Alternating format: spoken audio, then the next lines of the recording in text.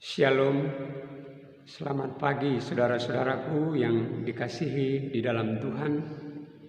Senang sekali pada pagi hari ini kita kembali bisa bertemu dalam media ini dan kita bisa membaca dan merenungkan firman Tuhan.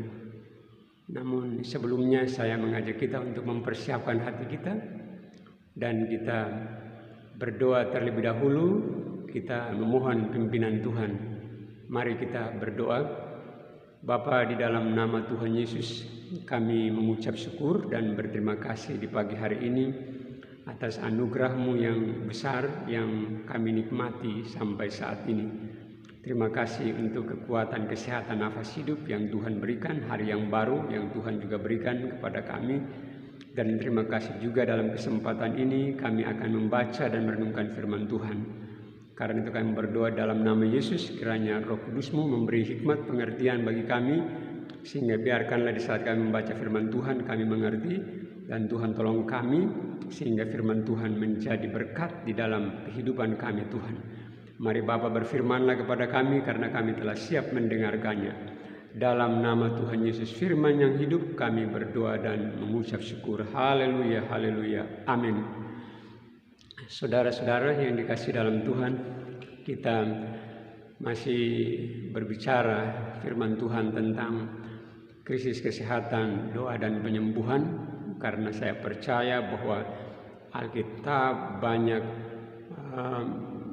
bercerita, banyak menyampaikan kisah-kisah tentang orang-orang yang sakit dan kemudian mereka berdoa, mereka berharap kepada Tuhan dan mereka mengalami kesembuhan yang luar biasa di dalam kehidupan mereka. Oleh sebab itu, mari kita membaca satu bagian firman Tuhan di pagi hari ini yang saya ambil di dalam Matius pasal yang ke-8, ayat yang pertama sampai dengan ayat yang ke-4. Demikian bunyi firman Tuhan. Yesus menyembuhkan seorang yang sakit kusta. Setelah Yesus turun dari bukit, orang banyak berbondong-bondong mengikuti dia.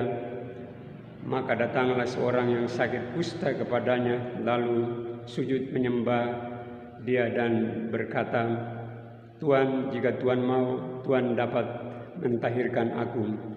Lalu Yesus mengulurkan tangannya menjamah orang itu dan berkata, "Aku mau, jadilah engkau tahir." Seketika itu juga tahirlah orang itu daripada kustanya. Ayat yang keempat dikatakan, lalu Yesus berkata kepadanya, "Ingatlah, janganlah engkau memberitahukan hal ini kepada siapapun, tetapi pergilah, perlihatkanlah dirimu kepada imam dan persembahkanlah persembahan yang diperintahkan Musa sebagai bukti bagi mereka." Demikian bunyi firman Tuhan pada pagi hari ini, saudara-saudaraku yang dikasihi dalam Tuhan. Kita melihat kisah ini bahwa ada seorang yang sakit kusta kemudian datang kepada Yesus. Ketika Yesus selesai memberikan pengajaran di bukit, dan di sini dikatakan bahwa begitu banyak orang yang mengikuti Yesus, berbondong-bondong mengikuti Yesus, dan kemudian di sana ada seorang yang sakit kusta dan kemudian dia datang dan sujud menyembah kepada Yesus, dan dia memohon satu permohonan atau satu permintaan adalah bagaimana dia ingin agar dia disembuhkan. Dan kemudian di sini kita melihat bahwa Yesus menjamah dia dan Yesus menyembuhkan atau mentahirkan orang yang sakit kusta ini. Dan setelah itu Yesus memberikan pesan, mengingatkan dia bahwa jangan pergi memberitahukan tentang kesembuhan yang dialami kepada siapapun, tetapi pergi ke imam-imam dan persembahkan korban sebagai bukti kesembuhan itu. Saudara-saudara yang dikasihi di dalam Tuhan, sakit kusta pada zaman itu dianggap sebagai orang yang menerima hukuman dari Tuhan akibat dari dosa yang telah ia perbuat, saudara-saudara. Sakit kusta adalah satu penyakit yang menular, satu penyakit yang juga sangat berbahaya bagi orang lain, satu penyakit yang dianggap juga sebagai penyakit yang najis, yang kotor. Dan saudara-saudara yang dikasihi dalam Tuhan, setiap orang pada waktu itu yang terkena penyakit kusta itu pun mendapatkan sanksi sosial. Ya, misalnya mereka dikucilkan dari tempat tinggal mereka, mereka diasingkan dari lingkungan di mana mereka berada, agar tidak ada hubungan, tidak ada interaksi, komunikasi dengan sesama yang lain. Saudara-saudara yang dikasihi dalam Tuhan, ketika saya merenungkan kebenaran firman Tuhan ini, maka sebenarnya kebenaran firman Tuhan ini mengingatkan kita kepada situasi dan kondisi yang kita hadapi hari-hari ini. Bagaimana banyak orang, bagaimana COVID-19 yang begitu dahsyat ini, virus yang menular dan banyak orang yang terkena. Dan kita melihat bahwa ketika orang yang terpapar dengan COVID, maka dalam tanda kutip mereka juga mendapatkan atau menerima sanksi-sanksi sosial. Saya mengatakan bahwa mereka diisomat, mereka dikucilkan atau mereka diasingkan untuk beberapa waktu, sehingga tidak berhubungan, tidak berkomunikasi dengan orang lain. Saudara-saudara, kebenaran ini sebenarnya mengingatkan kita bahwa sanksi-sanksi sosial itu sudah terjadi pada zaman Taurat, di mana ketika orang sakit kusta maka mereka menerima sanksi sosial. Dan pada hari ini kita lihat satu kenyataan, ketika orang yang terpapar karena COVID-19 mereka pun menerima sanksi sosial. Hanya perbedaannya kita bisa melihat adalah pada zaman dulu orang sakit kusta, dan sakit kusta itu juga sakit yang menular. Dan pada zaman sekarang ini orang kena COVID-19 itu juga adalah penyakit atau virus yang menular. Saudara-saudara yang dikasihi di dalam Tuhan, mari saya mengajak kita untuk memperhatikan firman Tuhan ini. Ada beberapa kebenaran yang ingin saya sampaikan kepada saudara-saudara mengenai kisah kesembuhan dari orang yang sakit kusta ini. Yang pertama adalah bahwa masalah harus membawa kita untuk lebih mencari Yesus.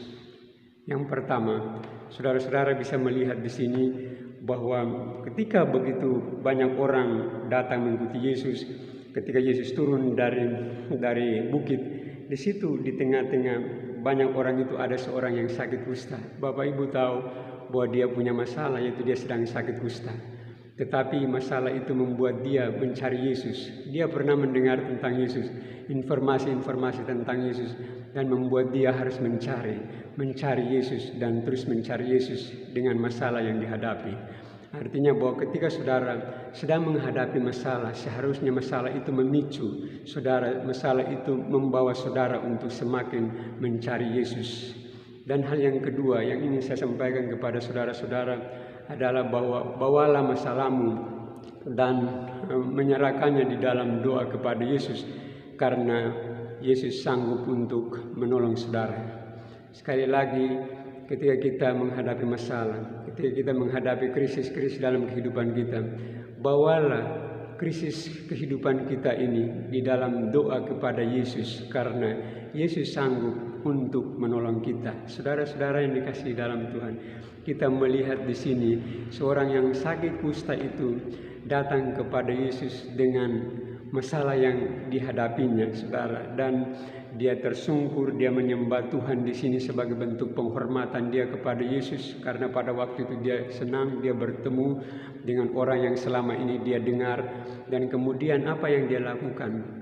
Dia meminta, dia memohon kepada Yesus, saudara-saudara, agar Yesus menolong dan menyembuhkan dia dari sakit yang dialaminya.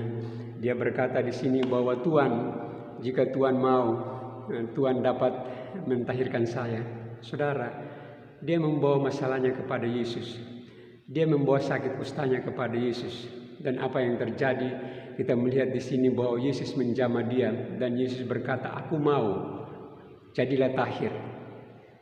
Dan seketika itu juga orang yang sakit kusta ini tahir. Artinya ketika dia menyerahkan masalah hidupnya kepada Tuhan, maka Tuhan menolong dia, Tuhan menyembuhkan dia dari sakitnya. Saudara-saudara, mungkin di hari-hari ini kita begitu banyak menghadapi masalah pergumulan, banyak krisis-krisis yang kita hadapi, sakit, penyakit, pergumulan ekonomi dan sebagainya. Tetapi firman Tuhan ini mengajarkan kita di pagi hari ini, bawalah masalah kita di dalam doa kepada Yesus, karena Yesus sanggup untuk menolong kita.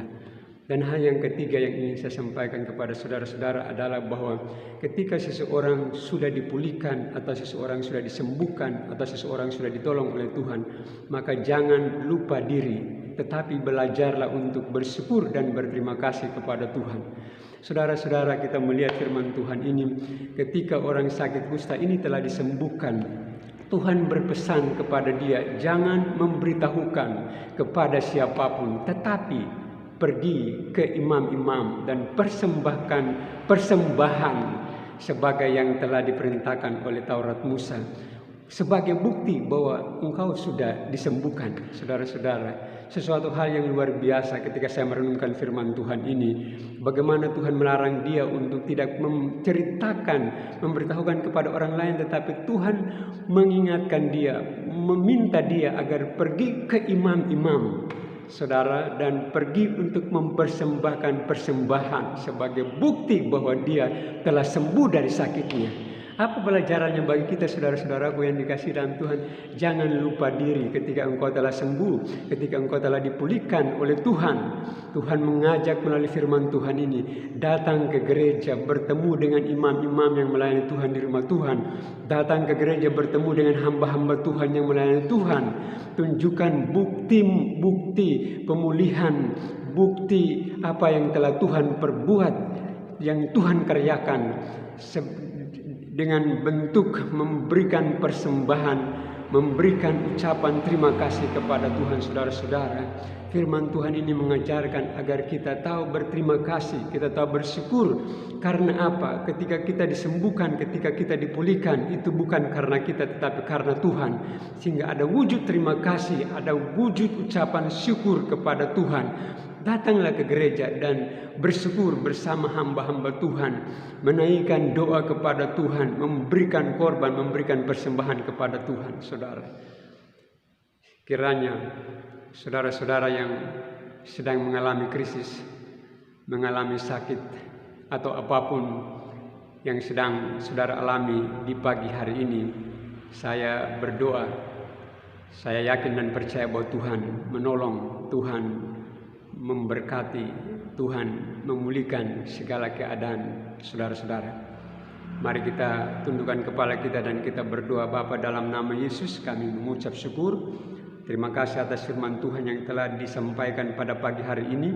Kami bersyukur karena Engkau Tuhan yang luar biasa, Engkau Tuhan yang ajaib, Engkau Tuhan yang menolong setiap orang ketika orang datang mencari Engkau, ketika orang datang membawa masalah pergumulan mereka di hadapan-Mu.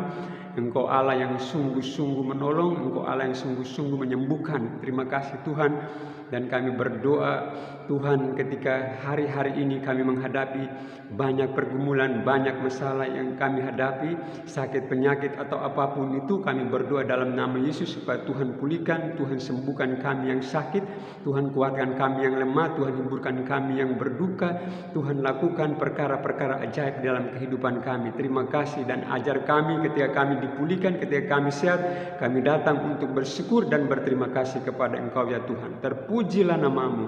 Di dalam nama Yesus Allah kami yang hidup, kami sudah berdoa dan mengucap syukur. Haleluya, haleluya, amin. Saudaraku, saya menyampaikan selamat hari Minggu, salam sehat selalu, tetap menjaga protokol kesehatan dimanapun kita berada. Tuhan Yesus senantiasa memberkati kehidupan kita bersama. Amin.